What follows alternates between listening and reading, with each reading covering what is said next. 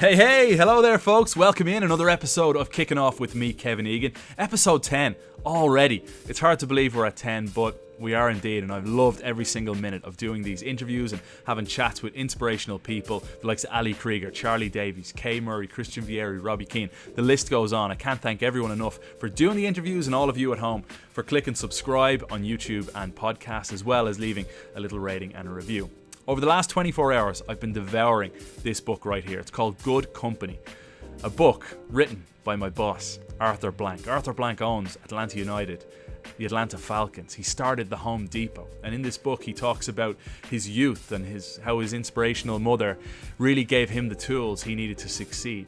You know, the blueprint of success, and a lot of that comes back to common decency. And I think Arthur exudes kindness, decency and inspiration. I think you're really going to enjoy this one. This book is called Good Company. It's out right now. I urge you to go and get it. All proceeds from this book are going to the Civil and Human Rights Museum in Atlanta. So well done to you, Arthur Blank. Looking forward to it. Join me on this one. We're kicking off today with Arthur Blank. Arthur Blank, what a great pleasure it is. I can't believe you're joining me here from my basement in Roswell, Georgia. Thank you so much for taking the time. Well, thank you, Kevin. I enjoy watching the broadcast and listening to you guys, and you've done a wonderful job for us. So thank you for your commitment to Atlanta United. We appreciate that. And the world of soccer. No, please, you've built an amazing community, and I think every single Atlanta United fan would echo that sentiment, and I'm just proud to be a part of it. And I was really proud to receive this and read this great book, Good Company. It's been a busy week for you. I believe I'm interview 44. How are you holding up? Are you managing it all? I'm doing fine. You know, it's like one of our players has to play a full match, got to go 90 minutes.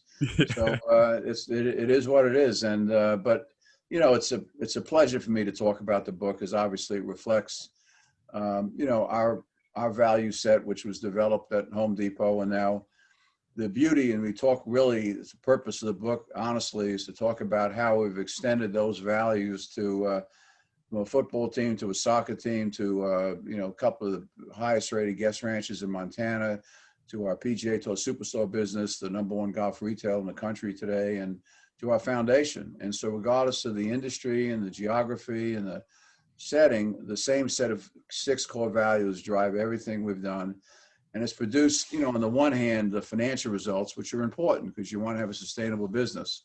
And on the other hand, has produced an environment that is highly purposeful for our associates, for our fans, guests, and customers, as well as the community. So, we think that weight needs to be even. It's interesting, last year, the Business Roundtable, which has been in existence for 50 years, and 192 of the corporations, the largest corporations in America, and the CEOs have changed their core philosophy, which has been basically return on investment, return to shareholders, to all these other things as well that are incorporated into these values and into the way we run our businesses. So for somebody that's interested in a broader perspective than just the bottom line, which is important, but another way to do it with a lot of purpose, a lot of meaning for everybody that's connected to the human relationships in that chain, this is a great book to read. That's it. You mentioned that in the book. Profit and purpose can go hand in hand, and they can do wonderful things. And it's certainly not a book that I think solely appeals to business people or sports people. My wife, Meg, is neither of those things. And every time I put the book down over the last 24 hours, she's grabbing it and she's reading several chapters and loving it. And that's great. The one thing I wanted to get to, Arthur, if I may, is your youth. And I think it tells the story of the man that you've become, because your mother just seemed like a Trojan of a woman, an amazing woman. That your father passed away when you were only 15 years of age. Right. Mom Molly stepped in, and all her principles, and principles seem to be the word that she used an awful lot of, that you've continued that throughout your life. Yeah, that's you've obviously read the book or reading the book, and you've gotten a good way into it, so you understand. Like all of us, we're a reflection of our childhood, a reflection of our life experiences that get us to where we are. I was blessed having, great parents. My mother, my dad passed away. She was only 37 years old, and we were living in a very modest way, a 1-bedroom apartment in Queens, New York. And my brother and I shared a bedroom. My mom and dad shared a little pull-out sofa in the foyer. And though we didn't have the financial resources, my mother was always involved in the community, always involved in issues, always involved in opportunities to give back and find ways to do it. And she did it, she did what she could afford financially, which wasn't much, but she always gave of her time and always felt one of her favorite expressions was that principle matters, principle matters. And another one of her favorite expressions, which I think is reflected in some of the thinking about our values and the way we activate against them, is that, you think about the right things, you do the right things for the right reasons, and you live with the consequences of that. And that's how I've tried to live my life, and that's how we live all of our businesses today. So. Yeah, and when I ended up doing a little bit more digging on her and looked at her obituary, actually, and one of the lines there stood out to me from that, saying that she had an insatiable curiosity for trying new things and to Yes. do them in her way. And I think Yes. that's pretty much you too, it seems to be. And the story, obviously, I think, Arthur, that stands out in the book is the robbery in Queens, New York. And the fact that you, as a young boy, how old were you then? I was about 10 at the time. And my father, long story short, my father worked in his brother's drugstore, and they got my father confused with his brother.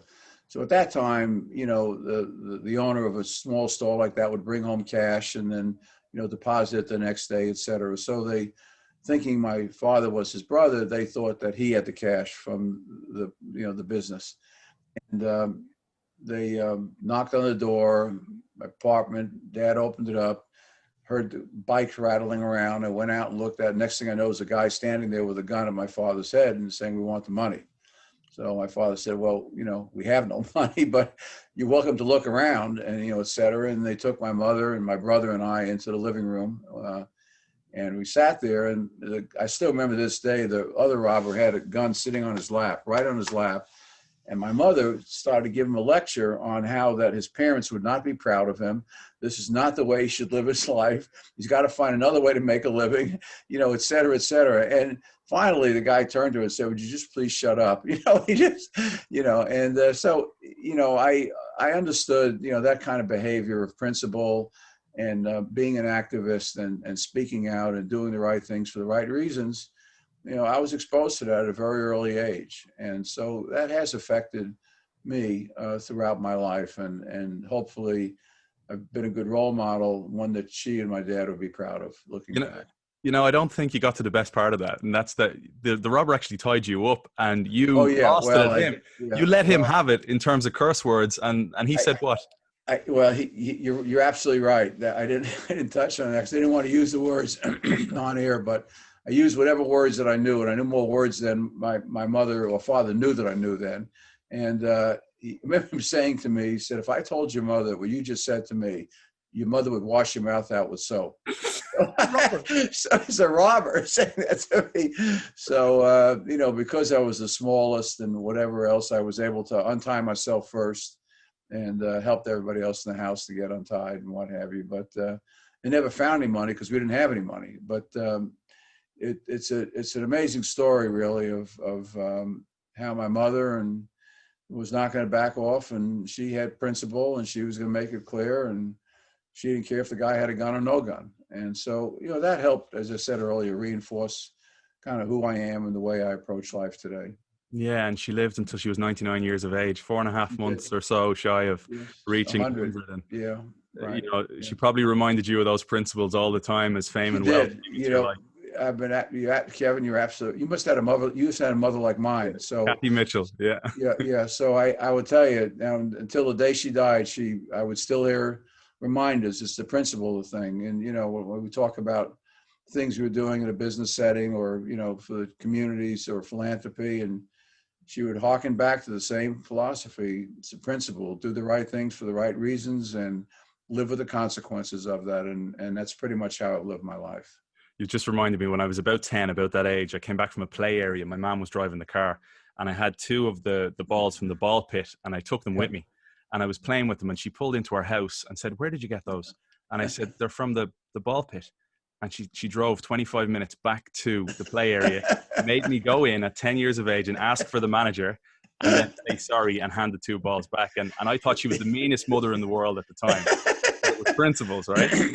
But it's amazing how that, that experience, does an imprint on your mind, Yeah. and you never forget things like that. And so it's, those are lessons in life that we learn from our parents and life experiences as we grow up. So I've been blessed, working with people that have a shared philosophy as I do, which is reflected in the book. And we've been very careful over the years, whether it be at Home Depot or in all of our existing businesses today, to bring people in and promote people who really understood our core values first and foremost. We knew we could hire people that could do things well, but could they really understand our values and live them and be a role model for them, be an ambassador for them? And if the answer wasn't yes to that, we didn't want to put them in a position of leadership. So that, that core philosophy has worked well for us as well.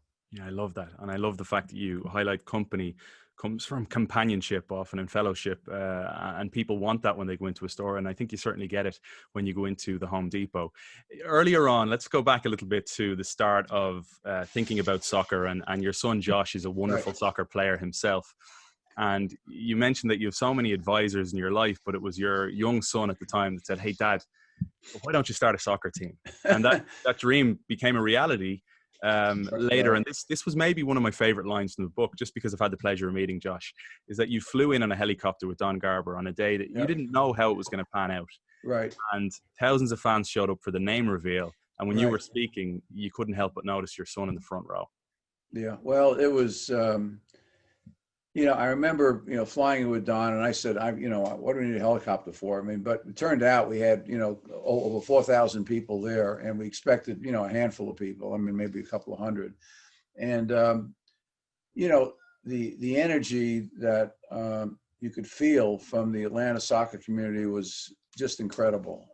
It really was incredible. I had experienced a lot of that watching Joshua play club soccer and playing for his high school as well, and seeing that and understood the kind of the fervor and the passion that soccer fans have, which is pretty amazing actually. Football fans have amazing energy too, but not quite like soccer fans. It's a little different level of enthusiasm.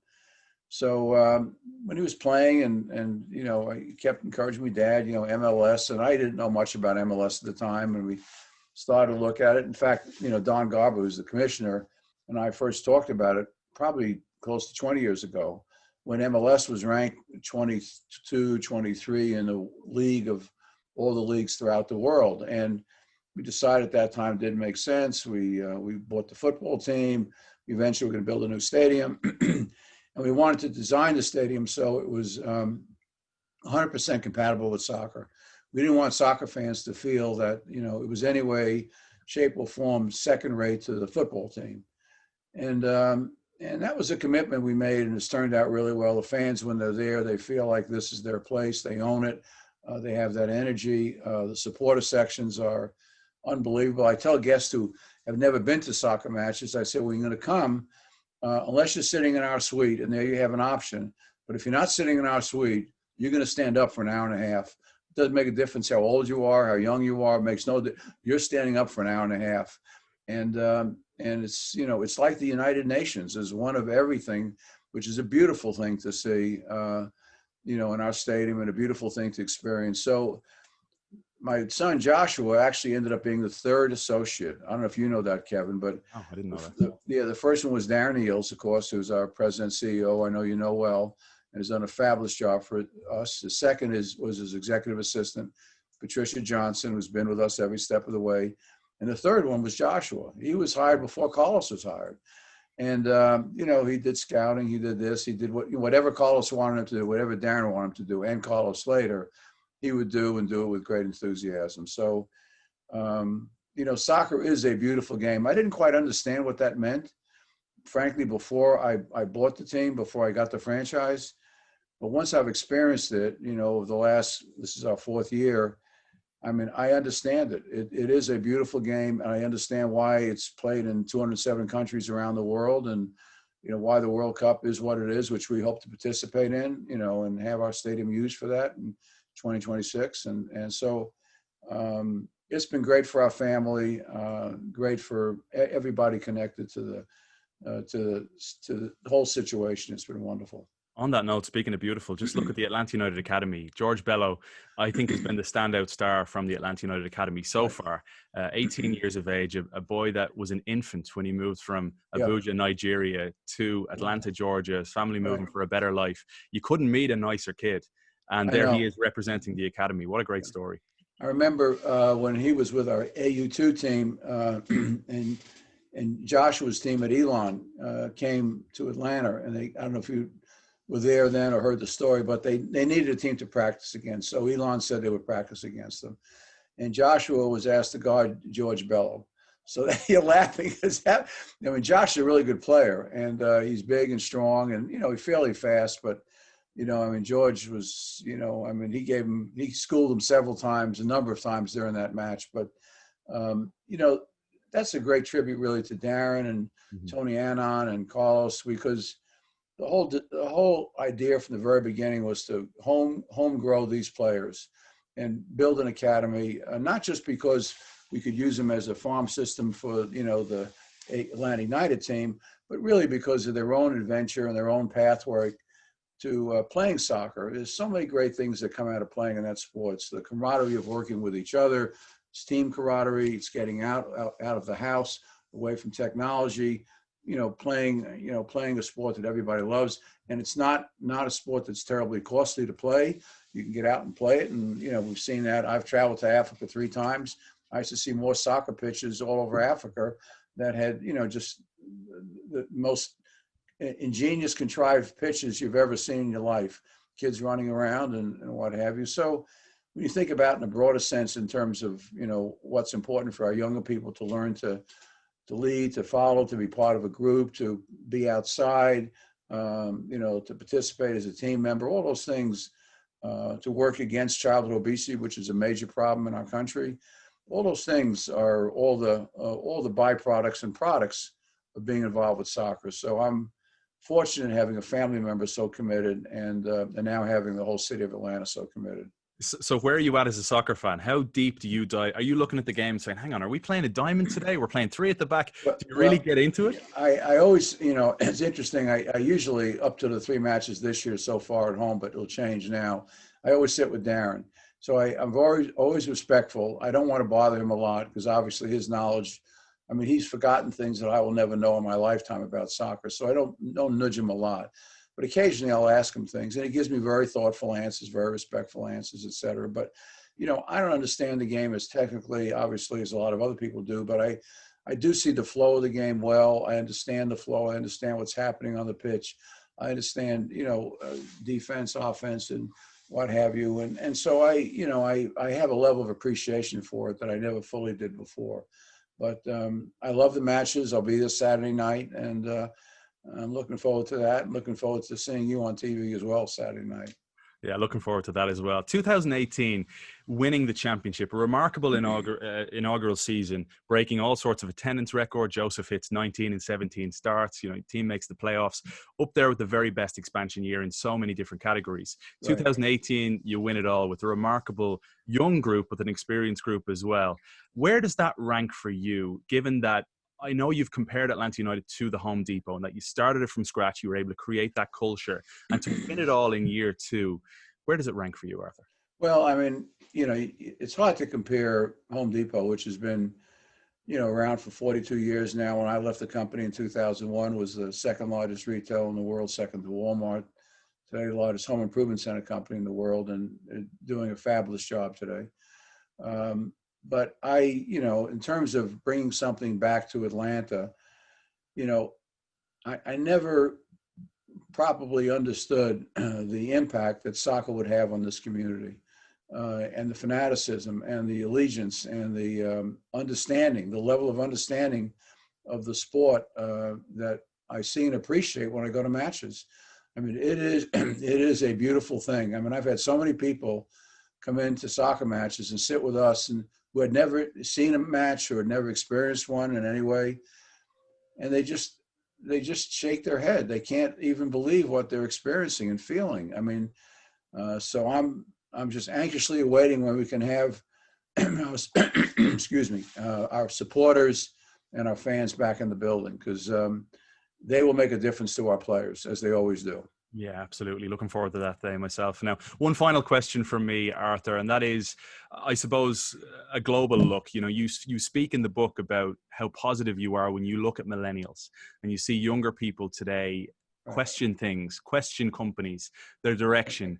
Why should we be positive about the world we live in today? Because so many people wake up and they simply are down and out about the way things are. What do you see to give people hope? Well, it's a really good question, Kevin. Thank you for asking it. This is this has been a difficult year for all of us, and I would say that's true on a worldwide basis. But we're speaking of the United States, and 330 million people have suffered through this pandemic, which we're not through yet. Have suffered through a very difficult economy. Have not suffered through, but have worked with the issues relating to social justice and law enforcement accountability and all of those things. Well, why I have hope, I would say there are several reasons. One is that you mentioned this, and the example, which we don't talk about in the book, but I would share with you and share with your listeners, our listeners, is that there's a program at Yale University. Yale University is 205 years old. It's one of the largest, most successful, highly regarded universities in the world today. It was started there by Professor Laurie Santos, a professor of psychology. She had kids come to her, young kids come to her and say, in college, and say, there's got to be more to this. There's got to be more to life than just making a living, et cetera, et cetera. And, why am I here? And, asking those proverbial questions of life, what's my purpose? Why am I here? In life, reciprocating and asking them, I've given you an opportunity to live, what are you going to do with your life? So that course now has grown from 30 or 40 students a year. It's now 1/4 of the student body of Yale University takes that course every year. 1/4 of these students that come from very good backgrounds in most cases are seeking the answer to the question that you're raising or that I'm raising, is that why am I here? There has to be more purpose in life than just making money, if you will.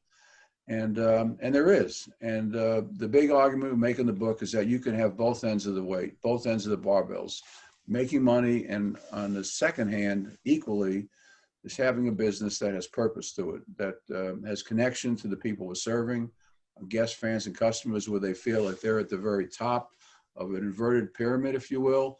And then feeds down from there, where people like myself are at the bottom in a servant leader support role, and being actively engaged with associates who are closest to the people we're serving, and having them feel like there's greater purpose than just putting in time and getting a paycheck for it.